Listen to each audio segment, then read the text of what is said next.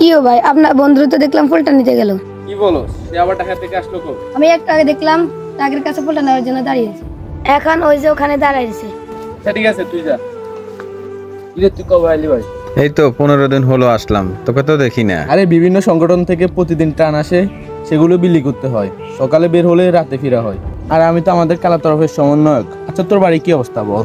আরে কাউসাররা তো আশ্রয় কেন্দ্রে চলে গেছে, আর শাহাদাত কাকারা ঢাকায় উঠে গেছে। আচ্ছা ওনাদের কথা বাদ দে, তুই কিভাবে চলস ওটা বল। লাইন চালিয়ে কিছু টাকা আনলাম, সেগুলো কি এতদিন থাকে? নিজে না হয় 2 দিন উপাস থাকলাম, কিন্তু ঘরে তো ছোট বোন আছে, মা আছে, তাদেরকে তো উপাস থাকতে পারি না।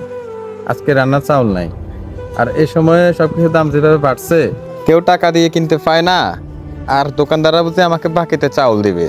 আসলে বন্ধু, সংগঠনগুলো তো আমার হাতে সরাসরি দেয় না, তারা নিজের হাতেই দেয়। আমি শুধু তাদেরকে গরিব পরিবারে নিয়ে যাই। এক কথায় যাদের করে ইনকাম করার মতো পুরুষ আছে তাদেরকে দেয় না। আচ্ছা বন্ধু তুই থাক, আমি যাই, আমার জন্য একটা টিম অপেক্ষা করতেছে। বন্ধু, হ্যাঁ বল। আমি তোর সাথে যাই? না রে বন্ধু, সমস্যা হবে। বন্ধু হ্যাঁ, ধর, তুই এটা নিয়ে বাড়িতে যা, আমি তোর সাথে পরে দেখা করব।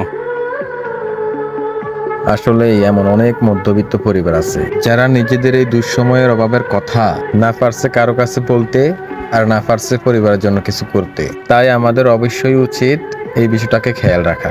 গাইস, আমাদের ভিডিওটা ভালো লাগলে অবশ্যই আমাদের এই ছোট্ট পেজটাকে ফলো দিয়ে ভিডিওটা শেয়ার করে দিবেন। ধন্যবাদ।